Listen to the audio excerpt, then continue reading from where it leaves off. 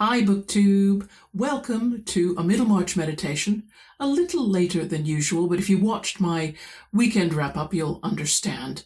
Now today we start chapter 24, and though what happens in this chapter is not happy, Eliot has treated us, perhaps by way of compensation, to a Shakespearean epigraph.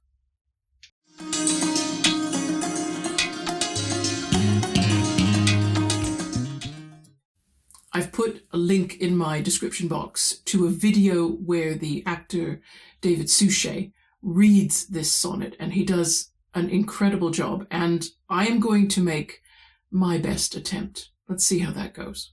Why didst thou promise such a beauteous day, and make me travel forth without my cloak, to let base clouds o'ertake me in my way, hiding thy bravery in their rotten smoke? 'Tis not enough that through the cloud thou break, to dry the rain on my storm-beaten face, for no man well of such a salve can speak, that heals the wound and cures not the disgrace. Nor can thy shame give physic to my grief. Though thou repent, yet I have still the loss. The offender's sorrow lends but weak relief to him that bears the strong offence's cross. Ah, but those tears are pearl which thy love sheds, and they are rich and ransom all ill deeds. There we go. Eliot, at the top of chapter 24, is only quoting from lines 11 and 12 of the sonnet, where it says, "The offender's sorrow lends but weak relief to him that bears the strong offence's cross." And those two lines stand up quite well on their own. If Shakespeare had wanted to write proverbs instead of sonnets, I think that would be a phrase or part of it that would have passed into everyday usage, at least for a couple of centuries. Basically, it's a warning. And let's talk about the terms offender and offense, because we sometimes associate those in more modern times with saying something or doing something that hurts someone's feelings. But in this case, Shakespeare's talking about something more serious. He's talking, for example, about a person who recommends they go out without their cloak and says, oh no, the weather will be fine, and the weather in fact is a storm. So a similar situation would be advising someone to invest their money in a certain thing that was supposed to be a sure return on their investment, and it turns out to be a fraud and they lose all their money. Again, if you apologize to the person for giving them bad advice, well, the offender's sorrow lends but weak relief to him that bears the strong offence's cross. The person who's lost the money still has to bear that loss, no matter how sorry the person was for giving them the bad advice. That is where that little section of the sonnet is coming from. If you do something or say something to a person, and the result of which is they take an action that is not good, then what they suffer, you can apologize, and that will be some relief, but it won't go all the way to taking away the loss, because the loss is still theirs. So with that in mind, let's get started with the Middlemarch text. I am sorry to say that only the third day after the propitious events at Houndsley, Fred Vincey had fallen into worse spirits than he had known in his life before. Not that he had been disappointed as to the possible market for his horse, but before the bargain could be concluded with Lord Medlicott's man, this diamond, in which hope to the amount of £80 had been invested, had, without the slightest warning, exhibited in the stable a most vicious energy in kicking, had just missed killing the groom, and had ended in laming himself severely by catching his leg in a rope that overhung the stable-board. There was no more redress for this than for the discovery of bad temper after marriage, which, of course, old companions were aware of before the ceremony.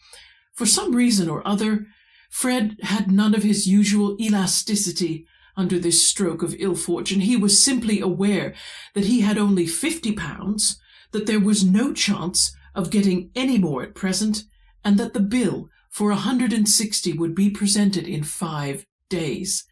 Even if he had applied to his father on the plea that Mr. Garth should be saved from loss, Fred felt smartingly that his father would angrily refuse to rescue Mr. Garth from the consequences of what he would call encouraging extravagance and deceit. He was so utterly downcast that he could frame no other project than to go straight to Mr. Garth and tell him the sad truth, carrying with him the £50, and getting that sum, at least, safely out of his own hands. His father, being at the warehouse, did not yet know of the accident. When he did, he would storm about the vicious brute being brought into his stable, and before meeting that lesser annoyance, Fred wanted to get away with all his courage to face the greater. He took his father's nag, for he had made up his mind that when he had told Mr. Garth, he would ride to Stone Court and confess all to Mary. In fact, it is probable that but for Mary's existence and Fred's love for her, his conscience would have been much less active both in previously urging the debt on his thought and in impelling him not to spare himself after his usual fashion by deferring an unpleasant task, but to act as directly and simply as he could. Even much stronger mortals than Fred Vincey hold half their rectitude in the mind of the being they love best. The theatre of all my actions is fallen, said an antique personage when his chief friend was dead, and they are fortunate who get a theatre where the audience demands their best. Certainly, it would have made a considerable difference to Fred at that time if Mary Garth had had no decided notions as to what was admirable in character. Mr. Garth was not at the office, and Fred rode on to his house, which was a little way outside the town, a homely place with an orchard in front of it, a rambling, old-fashioned, half-timbered building, which before the town had spread had been a farmhouse, but was now surrounded with the private gardens of the townsmen. We get the fonder of our houses if they have a physiognomy of their own, as our friends have. The Garth family, which was rather a large one, for Mary had 4 brothers and 1 sister, were very fond of their old house, from which all the best furniture had long been sold. Fred liked it too, knowing it by heart, even to the attic, which smelt deliciously of apples and quinces, and until today he had never come to it without pleasant expectations. But his heart beat uneasily now, with the sense that he should probably have to make his confession before Mrs. Garth, of whom he was rather more in awe than of her husband. Not that she was inclined to sarcasm and to impulsive sallies, as Mary was. In her present matronly age, at least, Mrs. Garth never committed herself by over-hasty speech, having, as she said, borne the yoke in her youth and learned self-control. She had that rare sense which discerns what is unalterable and submits to it without murmuring. Adoring her husband's virtues, she had very early made up her mind to his incapacity of minding his own interests, and had met the consequences cheerfully. She had been magnanimous enough to renounce all pride in teapots or children's frilling, and had never poured any pathetic confidences into the ears of her feminine neighbours concerning Mr. Garth's want of prudence and the sums he might have had if he had been like other men. Hence these fair neighbours thought her either proud or eccentric, and sometimes spoke of her to their husbands as your fine Mrs. Garth. She was not without her criticism of them in return, being more accurately instructed than most matrons in Middlemarch, and where is the blameless woman, apt to be a little severe toward her own sex, which in her opinion was framed to be entirely subordinate. On the other hand, she was disproportionately indulgent towards the failings of men, and was often heard to say that these were natural.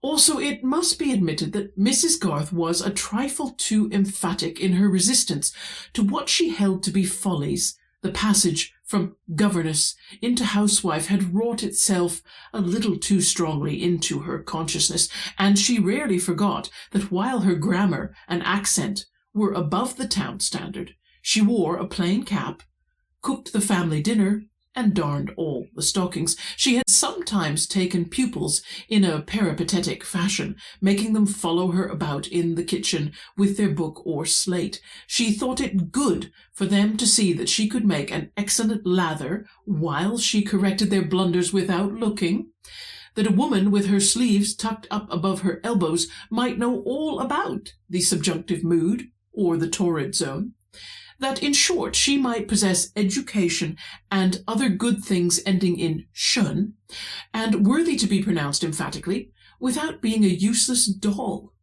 When she made remarks to this edifying effect, she had a firm little frown on her brow, which yet did not hinder her face from looking benevolent, and her words, which came forth like a procession, were uttered in a fervid, agreeable contralto. Certainly the exemplary Mrs. Garth had her droll aspects, but her character sustained her oddities, as a very fine wine sustains the flavour of skin. Towards Fred Vincey she had a motherly feeling, and had always been disposed to excuse his errors, though she would probably not have excused Mary for engaging herself to him, her daughter being included in that more rigorous judgment which she applied to her own sex. But this very fact of her exceptional indulgence towards him made it the harder to Fred that he must now, inevitably, sink in her opinion, and the circumstances of his visit turned out to be still more unpleasant than he had expected, for Caleb Garth had gone out early to look at some repairs not far off. Mrs. Garth at certain hours was always in the kitchen, and this morning she was carrying on several occupations at once there, making her pies at the well-scoured deal table on one side of that airy room, observing Sally's movements at the oven and the dough tub through an open door, and giving lessons to her youngest boy and girl, who were standing opposite to her at the table with their books and slates before them. A tub and a clothes-horse at the other end of the kitchen indicated an intermittent wash of small things also going on. Mrs. Garth, with her sleeves turned up above her elbows, deftly handling her pastry, applying her rolling-pin, and giving ornamental pinches, while she expounded, with grammatical fervour, what were the right views about the concord of verbs and pronouns, with nouns of multitude, or signifying many, was a sight agreeably amusing. She was of the same curly-haired, square-faced type as Mary, but handsomer, with more delicacy of feature, a pale skin, a solid, matronly figure, and a remarkable firmness of glance. In her snowy frilled cap she reminded one of that delightful Frenchwoman whom we have all seen marketing, basket on arm. Looking at the mother, you might hope that the daughter would become like her, which is a prospective advantage equal to a dowry, the mother too often standing behind the daughter like a malignant prophecy. Such as I am, she will shortly be. Now, let us go through that once more, said Mrs. Garth, pinching an apple puff which seemed to distract Ben, an energetic young male with a heavy brow, from due attention to his lesson. Not without regard to the import of the word as conveying unity or plurality of idea. Tell me again what that means, Ben. Mrs. Garth, like more celebrated educators, had her favourite ancient paths, and in a general wreck of society would have tried to hold her Lindley Murray above the waves. Oh, it means... You must think what you mean, said Ben, rather peevishly. I hate grammar. What's the use of it? To teach you to speak and write correctly, so that you can be understood, said Mrs. Garth, with severe precision. Should you like to speak as old Job does? Yes, said Ben stoutly. It's funnier. He says, "Yogu." That's just as good as "you go." But he says a ship's in the garden instead of a sheep, said Letty, with an air of superiority. You might think he meant a ship off the sea. No, you mightn't if you weren't silly, said Ben. How could a ship off the sea come there? These things belong only to pronunciation, which is the least part of grammar, said Mrs. Garth. That apple peel is to be eaten by the pigs, Ben. If you eat it, I must give them your piece of pastry. Job has only to speak about very plain things. How do you think you would write or speak about anything more difficult if you knew no more of grammar than he does? You would use wrong words and put words in the wrong places, and instead of making people understand you, they would turn away from you as a tiresome person. What would you do then? I shouldn't care. I should leave off, said Ben, with a sense that this was an agreeable issue where grammar was concerned. I see you are getting tired and stupid, Ben, said Mrs. Garth, accustomed to these obstructive arguments from her male offspring. Having finished her pies, she moved towards the clothes horse and said, Come here and tell me the story I told you on Wednesday about Cincinnatus. I know. He was a farmer, said Ben. Now, Ben, he was a Roman, let me tell, said Letty, using her elbow contentiously. You silly thing, he was a Roman farmer and he was ploughing. Yes, but before that didn't come first. People wanted him, said Letty. Well, but you must say what sort of man he was first, insisted Ben. He was a wise man, like my father, and that made the people want his advice, and he was a brave man, and could fight, and so could my father, couldn't he, Mother? Now, Ben, let me tell the story straight on, as Mother told it us, said Letty, frowning. Please, Mother, tell Ben not to speak. Letty, I am ashamed of you, said her mother, wringing out the caps from the tub. When your brother began, you ought to have waited to see if he could not tell the story. How rude you look, pushing and frowning, as if you wanted to conquer with your elbows. Cincinnatus, I am sure, would have been sorry to see his daughter behave so. Mrs. Garth delivered this awful sentence with much majesty of enunciation, and Letty felt that between repressed volubility and general disesteem, that of the Romans inclusive, life was already a painful affair. Now, Ben, why, there was a great deal of fighting, and they were all blockheads, and I can't tell it just how you told it, but they wanted a man to be captain and king and everything. Dictator now, said Letty, with injured looks, and not without a wish to make her mother repent.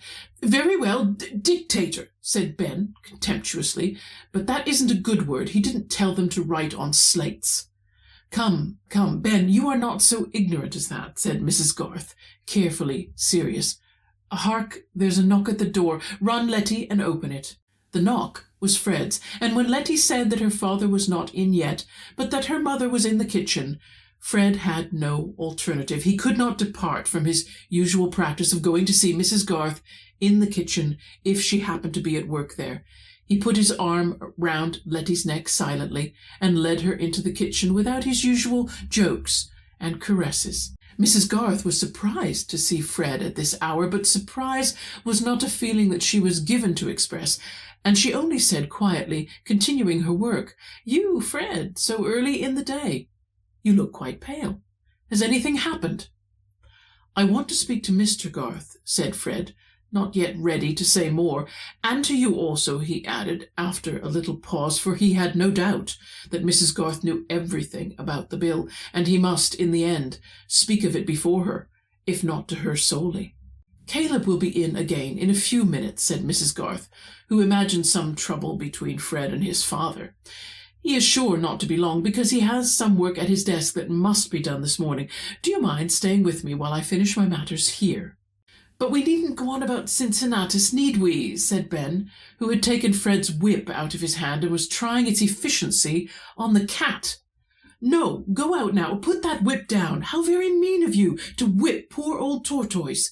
Pray take that whip from him, Fred. Come, old boy, give it to me, said Fred, putting out his hand.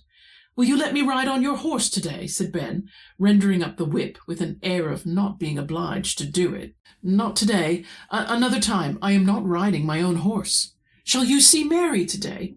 Yes, I think so, said Fred, with an unpleasant twinge. Tell her to come home soon and play at forfeits and make fun. Enough, Ben. Run away, said Mrs. Garth, seeing that Fred was teased. Are Letty and Ben your only pupils now, Mrs. Garth? Said Fred, when the children were gone and it was needful to say something that would pass the time. He was not yet sure whether he should wait for Mr. Garth or use any good opportunity in conversation to confess to Mrs. Garth herself, give her the money, and ride away. One, only one. Fanny Hackbutt comes at 11:30. I am not getting a great income now, said Mrs. Garth, smiling. I am at a low ebb with pupils, but I have saved my little purse for Alfred's premium. I have £92. He can go to Mr. Hanmer's now. He is just at the right age. This did not lead well towards the news that Mr. Garth was on the brink of losing £92 and more. Fred was silent. Young gentlemen who go to college are rather more costly than that, Mrs. Garth innocently continued, pulling out the edging on a cap border, and Caleb thinks that Alfred will turn out a distinguished engineer. He wants to give the boy a good chance. There he is. I hear him coming in. We will go to him in the parlour, shall we? I've stopped things there on a bit of a cliffhanger. I thought, no, I can't bear... can't bear to go on to the confession itself, but we will have to get there eventually. Let's go back to page 241 and just pick up a couple of things that should be commented on. First of all, this business with Diamond, the horse that Fred purchased at the fair, suddenly starting to kick viciously. A vicious energy in kicking is what the text says. Now, I haven't had any experience with horses, so I don't know why Diamond, who clearly must have been behaving normally for at least those 3 days, as it says in the opening sentence of the chapter, why does he suddenly start kicking? I watched a few videos that talk about behavior of horses. You should find one in my description box, a link. There's multiple causes why a horse can suddenly begin viciously kicking. And my question, really, the bigger question, is why didn't Diamond exhibit this behavior earlier? When he was being viewed in his stall near the fair where Fred first saw him. It just seems a bit strange. But if you remember last Middlemarch meditation, I'd found an online text that dated back to the mid-19th century and was written by a horse trader, an English horse dealer, and he was talking about all the tricks of his trade. And many of his chapters were anecdotes about people who had been duped by horse traders and how that happened. Now, so I searched the book using the word kick to see what came up. And sure enough, that took me to chapter 7. And so there's a link in my description box to the book, because if you want to read through the whole of chapter 7, you'll find an anecdote told by the author that's very similar to the story about Diamond. It was a horse that was suffering from a number of ailments, and yet the horse traders managed to pass it off as being a good animal. They did this by drawing more attention to the seller's infirmities and illnesses, so that I think it meant that the customer was distracted from looking at the horse properly, and so maybe didn't observe some signs that the horse was ill, or perhaps the seller realized that the customer wasn't a very good judge of horses, and so they thought, oh, this will be easy, I'll just distract them and get their pity for my so-called illnesses, and they might buy the horse. And this is in fact what happened. And so then the horse was transported back to the buyer's home by train. When it finally arrived at the owner's premises, it was harnessed up to the Brochem. That's what the owner wanted the horse to pull. And it was at that point that the horse started viciously kicking, such that it injured itself. It damaged the carriage, of course, because its hind legs would hit the sort of the front board of the Brochem. But of course, in splintering that wood and everything, it also cut up its own hind legs very badly, and they needed to get a vet in. And the vet, of course, diagnosed many other problems with that horse. So it's fascinating how easy it was for these dealers to pass off a horse that had some medical issues. And if those medical issues were causing the animal pain, then any strenuous exercise or any feeling of being trapped or put in a situation maybe which had caused an injury or illness would make the horse panic. And it's a natural defensive response of the horse, what I understand, to kick viciously. It's their only way of hopefully escaping and getting or trying to get rid of what is bothering them. So this is unfortunate. Fred was hoping that the horse that he bought, he would make more money by selling off to Lord Medlicott, who was looking for a dapple grey, just like Diamond. Now he has a horse who's injured, who clearly has a temperament problem, and that might be spotted by the men who work for Lord Medlicote. They might have a better eye for horses, and they might realize that they're getting it done. And so this puts Fred in a terrible position.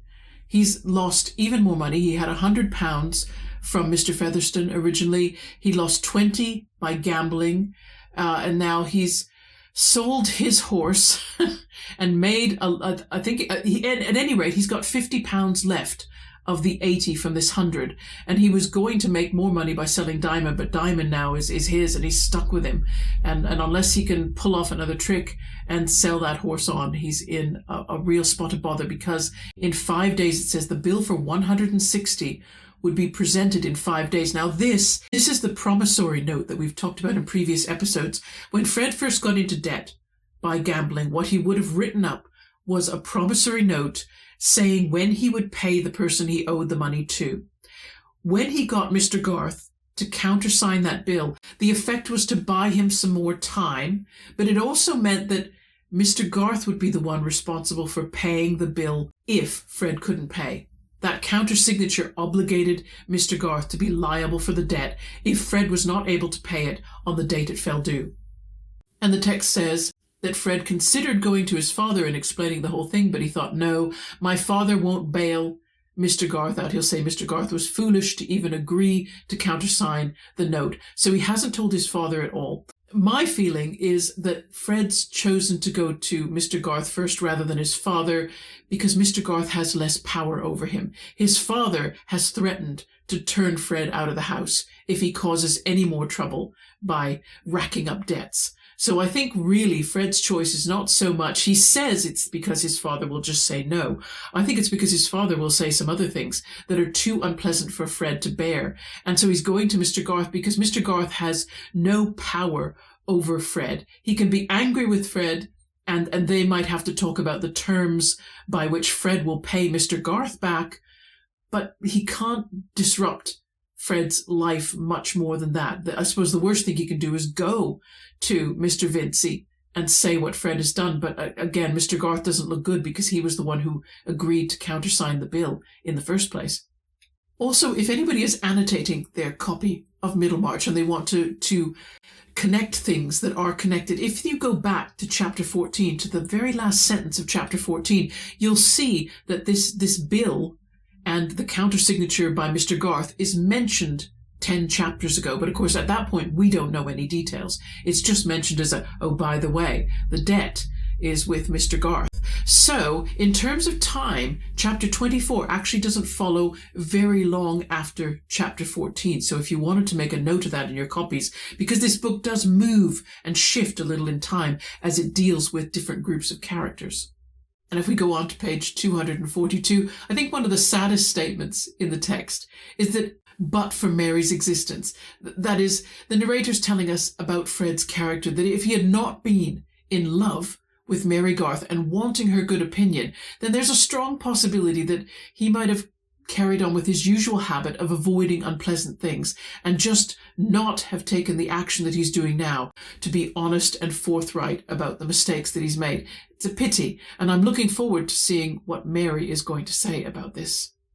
The text then goes on to talk about the Garth farmhouse, or it was a farmhouse. So in other words, it used to be a house with a great deal of land, and now it seems that the boundaries of the property have moved in, and that suggests perhaps that the Garths once possessed more property, but that they had reason to sell it. And of course, you'll note that all the best furniture in the house has also been sold. All these are tiny indications that somehow wealth hasn't been managed well. And of course, page 242 goes on to talk about what Mrs. Garth might have reason to complain about in her husband if she were the kind that did that complaining. She could talk about all the poor decisions that her husband had made, that he's not very good at looking out for his own interests.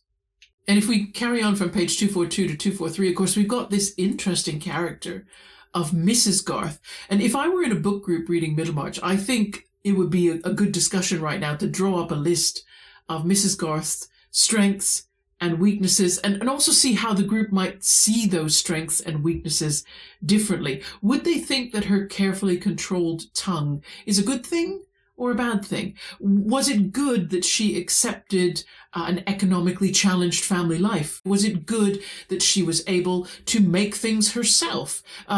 Was it good that she could homeschool her children? What kind of children will the Garths grow up to be compared with the Vinceys? Will they be better or no? I mean, Mary is certainly an example now just by the behavior that we've seen of her, and that suggests that she will turn out better perhaps than Rosamond, more sensible, more level-headed. But the Garth boys, given Mrs. Garth's indulgence of failings when they happen to occur in males rather than females, suggests that her boys, and she's got 5 of them, remember? Or no, hang on, 4. She's got 4 brothers, 1 sister, Mary has. So those 4 boys, how are they going to turn out if they have been indulged in their failings rather than constantly corrected, as you see Mrs. Garth doing with Letty, the youngest girl? And you can see as the lesson with the 2 children, as we follow that through, that Ben is permitted to put half the effort into his schoolwork that his sister is quite clearly doing. His sister knows what she's talking about at all times.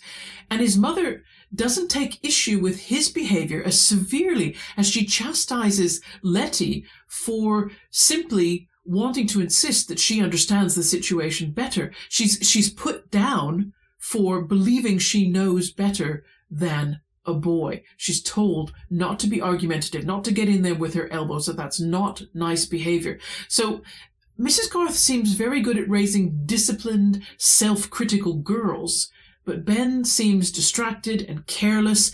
And it's true that in this scene, he gets away with even more because Fred Vincey arrives to interrupt the lessons. But, I figure that readers are going to think, wow, there's a lot of similarity between little Ben and Fred Vincey. Are they going to grow up to be very similar, even though their mother has taken such pains to try to educate them and turn out something a bit better? It does seem that there's a lot of education almost wasted on boys. It's as if Eliot is making some kind of comment on, it's one thing to educate boys and it's another thing to give them strength of character. And the one might be happening, but not the other. Now, the 2 phrases when it talks about what Mrs. Garth is able to do all at the same time, and it says, she's making pies and doing laundry, all the while she can teach her children about the subjunctive mood. What is the subjunctive mood?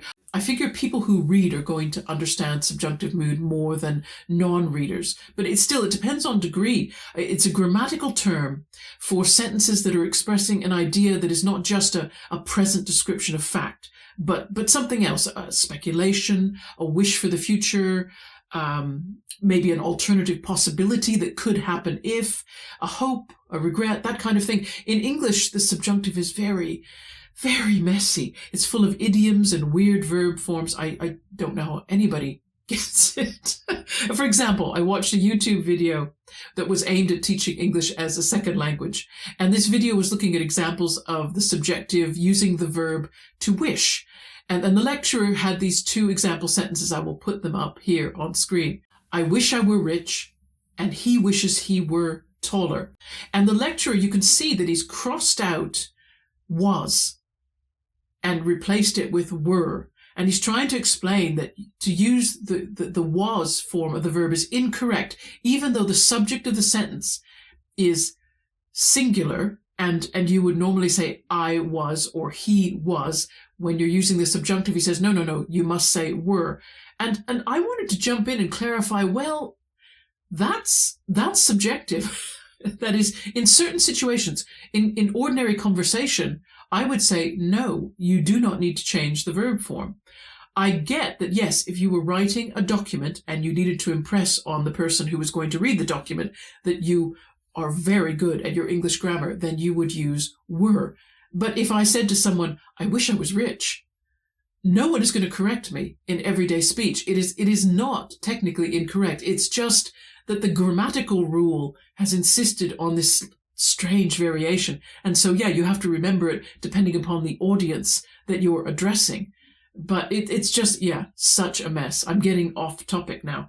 When I was in school, there was absolutely no teaching about English grammar. I think we got a little bit about sentence structure, but that's all I can remember. I learned English grammar when I studied a second language. that's when it was like, oh, all these things have a name. That was the first time I knew there was such a thing as a subjunctive mood. Oh, is there? No one's told me before. I think I would have liked to have known earlier, but I still would have no, I take it back. I preferred to figure it out by learning a second language. I think it's good to encounter another language where the rules are different, the shape of sentences is different. That's when you really get to know your own language, is when you learn somebody else's.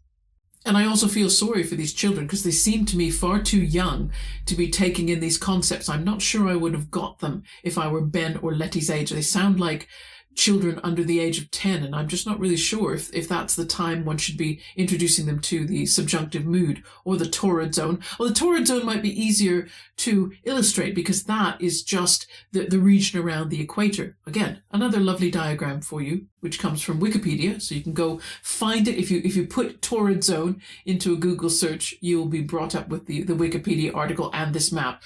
So the torrid zone is just an old name for what we now call the tropics. And there you go, the zone colored in red on the map. In medieval Europe, by the way, it was believed that the temperatures were so high in this region that life would not be possible, and ships would be foolish, absolutely foolish, to attempt to cross that zone. That people understood that beyond that zone there would be another temperate zone. They realized that because the Earth was spherical, that it would get cooler as you moved south away from the equator, but they just thought, well, you can't go there by crossing the equator because you will die.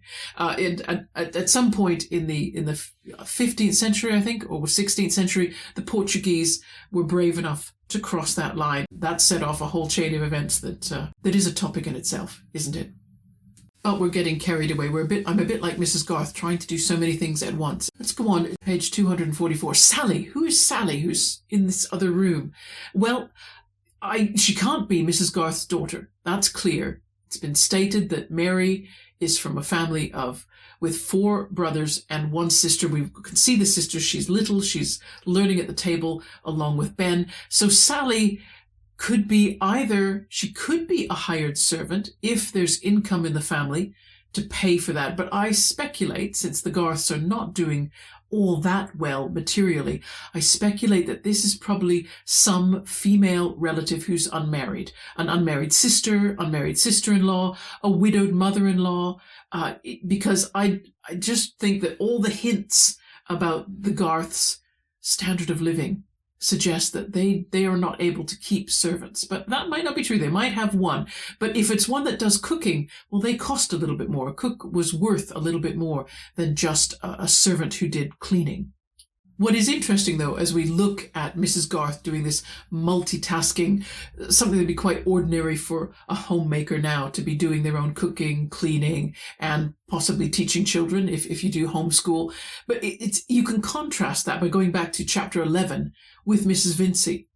Does Mrs Vincey teach her small children? No. She has a governess for that. Does she take any part in preparing food? No, she doesn't do that. She makes a visit to the kitchen, which is shorthand for I went and spoke to my cook, and I told her what events were planned and what I needed to have happen. The cook maybe suggested some dishes, but it was completely in the cook's realm to then organize the buying of ingredients and the preparing and serving of those dishes for meals. That wouldn't have been anything Mrs Vincey needed to get involved in. And as laundry, and Mrs Vincey sitting in a chair doing a little bit of decorative lace work, that's as much as of textiles as she deals with. She also has servants to do laundry. So you can see the social difference between Mrs Vincey's day and Mrs Garth's day. Mrs Garth can do all these round-the-house things. Mrs Vincey perhaps can, because she didn't come from such a well-off family, but she chooses not to. She chooses to make a distinction. And that is most likely the source of the snobbery that has been mentioned between the Vinceys and the Garths, that the adults don't associate with each other, because for Mrs Garth especially to be doing that, she's lowering herself in terms of socioeconomic class. And so Mrs Vincey, if she's going to follow along with that snobbery, she's going to avoid the company of women that lower themselves by doing their own housework. Oh, but my favorite phrase on page 244 is the one about mothers possibly being an indication of what their daughters shall become. I think the mother too often standing behind the daughter like a malignant prophecy. Okay, the same can be said of sons and fathers as well. Of course, Middlemarch focuses on Fred Vincey's debts, but we get a hint that his father's financial situation isn't really as strong as it might seem to outsiders who don't know him. I mean, on page 135, for example, in chapter 14, Mr. Featherstone drops hints to Fred that Mr. Vincey is kind of tied to strong strings to Mr. Bulstrode, the banker, his brother-in-law. Now, the suggestion is that maybe Mr. Vincey's business isn't doing so well, or he's spending more than he's earning, and it's the bank that's having to keep that business afloat, and that's worrying if that's the case. I wonder if there isn't more similarity between Mr. Vincey Sr. and Fred than we are really treated to. We're getting little tiny hints of it, but really the father is simply a model for what the son is turning out to be, maybe. And the other thing that amused me was the mention about Mrs. Garth and how she would take her copy of Lindley Murray in case there was some kind of apocalyptic event, and she would be holding it up above the waves. She could answer those booktube questions about, the zombie apocalypse, and if you were stranded on a desert island, what books would you take with you? And she would definitely say, oh, my Lindley Murray grammar, that would have to come with me. That would have to be saved. Lindley Murray was actually born in Pennsylvania in 1745. He came from a well-established Quaker family in the state, and he practiced law for most of his life in New York. His father had a big merchant business, and he also had interests tied up in there. But when he retired in 1795, he took a decision to leave the United States, and he went back to England and settled in York.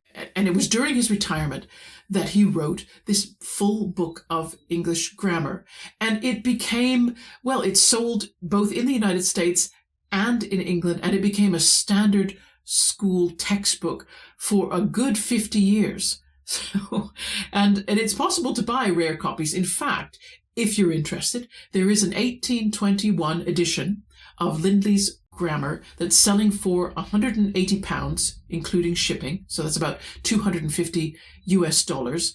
And that could well have been the same edition that Mrs. Garth was teaching these two little kids from, 1821. This is about the 1830s. She's clearly had that book for a while. So it's very possible. It's very possible. So I don't know, if you're a really keen Middlemarch fan, maybe you need that copy of the grammar just so that you can say that you're holding possibly the same book that Mrs. Garth might have used to teach her children. Here's a quote from the book. In fact, this is the paragraph that contains the quote that Mrs. Garth was reading to the children. Allow me to read it to you. A noun of multitude, or signifying many, may have a verb or pronoun agreeing with it, either of the singular or plural number, yet not without regard to the import of the word, as conveying unity or plurality of idea, as the meeting was large, the Parliament is dissolved, the nation is powerful, my people do not consider, they have not known me. And so on and so forth.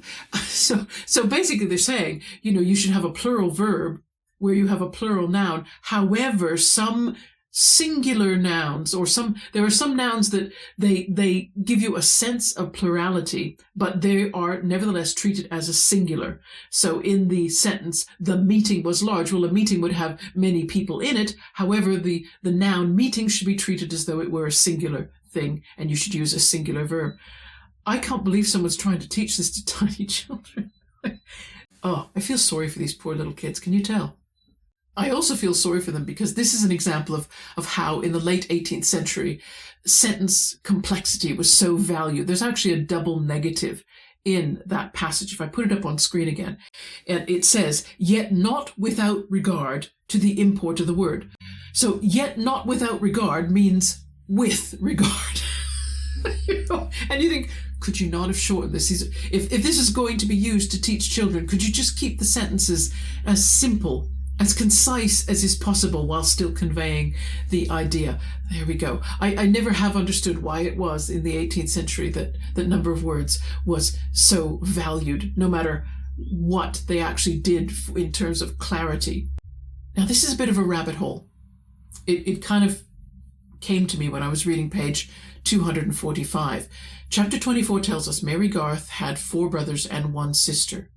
Marian Evans who we know as George Eliot, also had 4 brothers and 1 sister. With Ben and Letty, I see shades of the relationship between Maggie and Tom Tulliver, and I wonder whether there was a similar dynamic going on between Marian Evans and her brother Isaac. It's been said by many critics that the relationship between Maggie and Tom has some basis in the relationship between Marian and Isaac. And I wonder if Isaac Evans, like Ben and like Tom, had less academic inclination and felt more at ease with people who had little or no education and made their living working off the land. And I wonder if Marian, just like poor Letty, and like Maggie Tulliver, if you read The Mill on the Floss, they had a precocious natural intelligence and they wanted the opportunity to use it, but they were discouraged because, of course, that kind of thing was not wanted from women.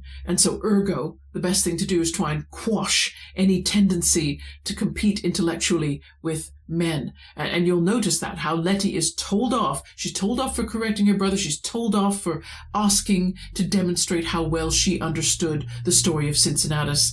And what's emphasized is the need for her to have a quieter, less aggressive nature. And then there's this business of Cincinnatus. I didn't know the story of Cincinnatus. Perhaps if I was American, I would, because I understand that George Washington very much valued the story of Cincinnatus and wanted to model himself. And so perhaps I would have heard about that as part of learning American history. I don't know. Roman historian Livy was the one who wrote about Cincinnatus. Livy was writing during the reign of Caesar Augustus, so that's around about the time that BC became AD. Right? And he was recording the earlier history of the Republic of Rome. So we don't know whether the person of Cincinnatus was an actual individual or was a composite of people, or was a story created as a myth to illustrate a principle. But it's said that Cincinnatus belonged to a patrician family, and he didn't want to involve himself in politics if he didn't have to. He preferred to work his own land. But he had a reputation for leadership, and so he was called from his farm to lead the republic as a temporary dictator. This was something that in the BC time of the Roman Empire, rulers could only rule absolutely for a short period of time, and then they had to give that up. I don't know Roman history well. Someone with more expertise than me, and if I can find somebody, I'll link a video and put it in my description box. But there was a tradition, an idea that no one should hold absolute power for very long, but absolute power might be needed for emergencies. And the point of Cincinnatus' story is that, yes, he held dictatorial power, but only for about 2 weeks, long enough to get past a particular crisis, and then he willingly gave that back, went back to his farm, and was tilling the soil again, just as he had done before he was called upon. And this was looked on as virtuous in Roman eyes, the ability to take on power when it was necessary, but not to value it, not to want to hang on to it, but to be willing to give it back. And last we come to pages 246, 247, where Fred has arrived and he doesn't quite know what to do to pass the time, and he thinks Mrs. Garth knows why he's there, but she has no idea. And so far, everything is very amicable. But there is something that Ben asks of Fred when he says, "Oh, are you going to see Mary?" And Fred says, yes, possibly, not really wanting to go there because it's making him feel very uncomfortable knowing what he has to tell Mary. And Ben wants, of course, Mary to come home and play forfeits, play at forfeits. Now, what does he mean? Now, forfeits is a really malleable Victorian game. And games like Spin the Bottle or Truth or Dare, they're variations that have become games of themselves, but they were sort of ways that you could play the game of forfeits. Forfeits, the idea is that players perform tasks or they reveal information, and if they do that, they earn the right to obligate other players to do the same thing. Now, there's a lovely blog called Historical Games, which I'm going to link to, and it devotes an entire page to describing forfeits in detail, all the variations. It makes really amusing reading, and maybe nostalgic for anyone who played games like this as a child. As I read the article, it seemed to me that you could make forfeits nice or nefarious, depending upon the company that you chose to keep. The game that you played might have higher or lower levels of jeopardy. And that last paragraph that we read where Mrs. Garth reveals that even though she's not taking in pupils, she was doing that, taking in other people's children to tutor them and getting money for that. And she's only got one now. But from all that teaching work that she's done over the course of a year, she's managed to save £92. And she's wanting to put that forward so that her older son, Arthur, can get into some kind of educational institute or somewhere. It could be a business as well, paying for apprenticeship fees, something that will get Alfred a skilled job. It's why I had to pause there, because it became sort of unbearably painful to think that young Alfred and his future are now, it's on the line for him, because that £92 may be needed to pay off Fred Vincey's debt. And that seems a shame, because Fred could make a future for himself. He was at Cambridge. He almost got his degree, and he's just doing everything he can to sabotage his own future. And it was a sad place to end, but I just had to. And besides, we've covered 6 pages today, so that's a lot. I think we should take a break. And in light of my current circumstances, what I might explain too, I'm going to change the way I do Middlemarch meditations. What I'm finding is that when they were coming out on Sundays, that meant that I had to do most of my script writing on weekday evenings after work. And of course, at the moment, I think I explained in my catch-up video, after work, I can read, that's not a problem, but I sometimes have a tough time with writing just because it takes more concentration and the research and so on. So what I think I might do is switch to doing Middlemarch meditations on the 3rd and 4th Wednesdays of every month. And that way I can write the scripts at the weekend when I'm fresher, when I've had a good sleep, and I can use the mornings when I'm alert and my concentration is at its best, and get those scripts done. I did this script just this last Sunday, and it just went whoosh because I was awake. I wasn't worn out. I didn't have my concentration, beaten to death by the things going on during the working day. And I was just able to pay more attention and work faster. So we'll do that. So this coming weekend, you will get a fiction review. And then on the following Wednesday, we'll continue on with the rest of chapter 24. So until then, everybody, good reading. I wish you well for what's left of February. Hope you will meet your goals, and see you again in a few days' time. Take care. Bye-bye.